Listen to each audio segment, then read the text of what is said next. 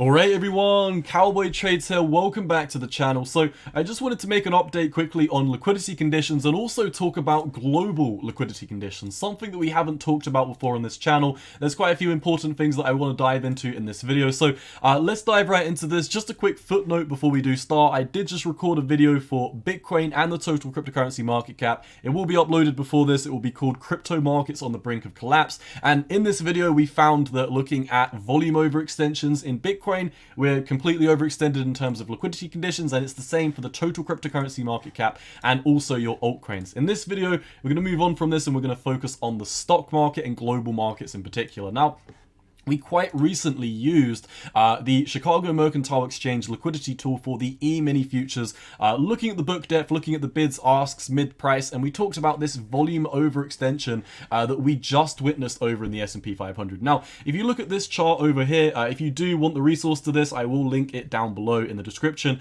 But you can see, we had a volume overextension here, volume overextension here, volume overextension here, and also quite recently we had a volume overextension on the 1st of December, and we quite recently used this in my most recent video, Pump Before the Dump. You can see it's in the thumbnail. We talked about this liquidity overextension right around here, and as you can see, we have started to break to the downside as liquidity conditions have peaked out. So you may think this blue line is in correlation to the exact top. It's actually in correlation to the liquidity overextension in the book depth for the E-mini futures, and when we are looking at the E-mini futures, basically just a derivative for the S&P 500.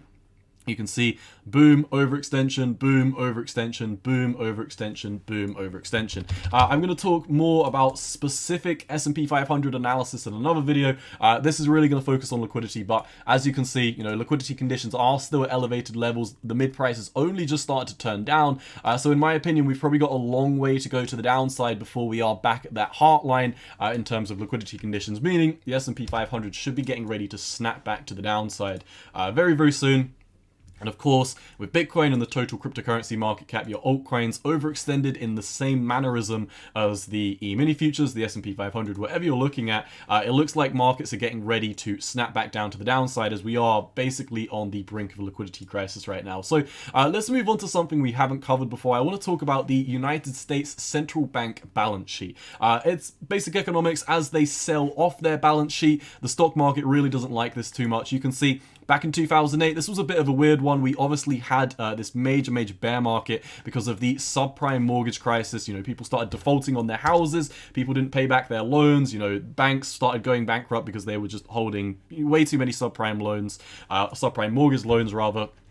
And boom, we broke down to the downside. So in this instance, you can say, hey, maybe the Fed shrinking its balance sheet was more bearish than it needed to be. Obviously, we were breaking down long before the balance sheet started moving back down to the downside. But you can see, that final capitulation in 2008, 2009 was basically as the Fed started to shrink their balance sheet. And then the Fed started expanding their balance sheet. We moved into accommodative monetary policy. You can pair this with something like the United States interest rate and see a very similar situation when you come down. I mean, look at this. This plays no games. I just overlaid this in the same vertical line, which highlights the almost bottom in the S&P 500. It highlights when the Fed starts shrinking its balance sheet, also highlights when the Fed moved into accommodative monetary policy. And what does accommodative monetary policy do? It allows the stock market to grow. It's very, very hard to grow in restrictive monetary policy when it's very expensive to take out loans. You can see interest rates flattened out in accommodative monetary policy over here,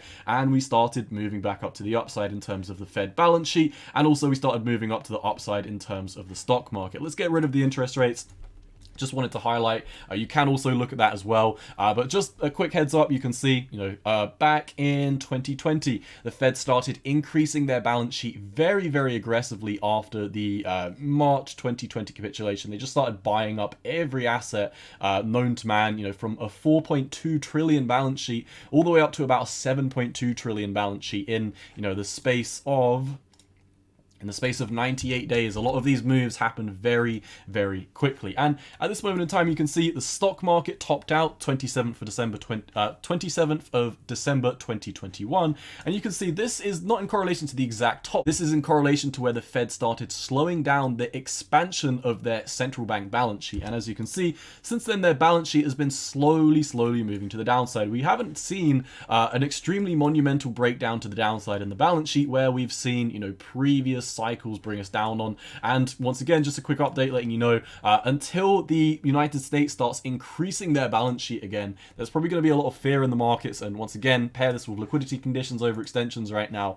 you can definitely see how the stock market, the S&P 500, everything should really continue to roll to the downside as the Fed shrinks their balance sheet. Now, why I'm really highlighting today that the Fed are shrinking their balance sheet is for a very specific reason, and that is because this is something that literally no one's talking about, but the debt ceiling for the markets in 2023 for the US has just hit the nail on the head, meaning there's a debt ceiling. If you didn't know, there's only so much the US government can borrow. At this moment in time, the debt ceiling for 2022 is round about 31.4 trillion. And as you can see, when this article was written, it was standing around about 31.3 trillion. So let's go over and look at the US national debt clock. And as you can see, US national debt has just come up to 31.4 trillion, meaning the debt ceiling has now been reached. What does this mean specifically? Well, if the government wants to raise capital, they can no longer do that through the sale of government bonds. They've previously been having, tons of government bond sales, and, people have been eating up these government bonds. Government bonds have been moving to the upside. If you're new to the channel, warm welcome. We look at government bonds because these are basically inversely correlated to the S&P 500. And, with an increase in government bonds, if we come over to something like the DXY, pair this on the same pane, you can see they move in tandem very, very well. Government bonds take a massive run to the upside. The US dollar takes a massive run to the upside. And you can also see they started topping out and breaking down round about the same point. So what is going to happen to government bonds if the Fed they can't sell any more government bonds? They can't print government debt out of thin air and let people buy up that government debt. There's only going to be a set amount of 10-year bonds, 2-year bonds, 3-month maturity bonds, 6-month maturity bonds, whatever you're looking at.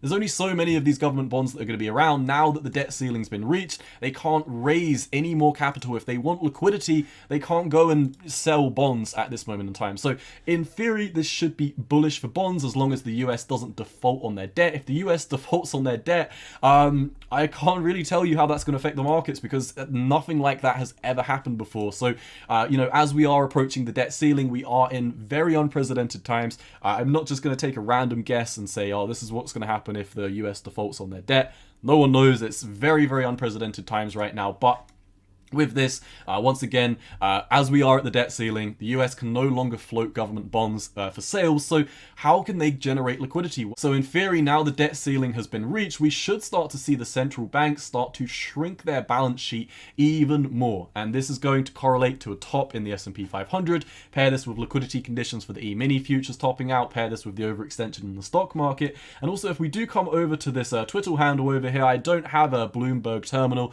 so I will be using this guy's tweet. But you can see, if we look here, global liquidity is in white and the S&P 500 is this yellow line over here. And as you can see, I talk about this all the time, but expansionary liquidity conditions in the markets are what markets need to grow. And you can see, since global liquidity has started to shrink, so has the S&P 500. So that's really all I've got for you for this video, my friends. Like I said, very unprecedented times right now. We're having a liquidity crisis in the E-mini futures. We're having a liquidity crisis in, well, when we're looking at the E-mini futures, we're basically saying the S&P 500, the stock market as a whole. Bitcoin's running into an overextension of liquidity, the total cryptocurrency market cap, the altcoin market cap, the Fed is shrinking their balance sheet, total global liquidity conditions are starting to run to the downside, government bonds are looking strong, the debt ceiling's been reached, and it's very, very unprecedented times right now, ladies and gentlemen. So all I've got for you for this video. As always, if you do enjoy the content, make sure to let me know by leaving a like and a comment down below. Share the videos with your friends. If you do want to follow me over on Twitter, it is at 618_cowboy. So all I've got for you for this video. Cowboy out. Peace.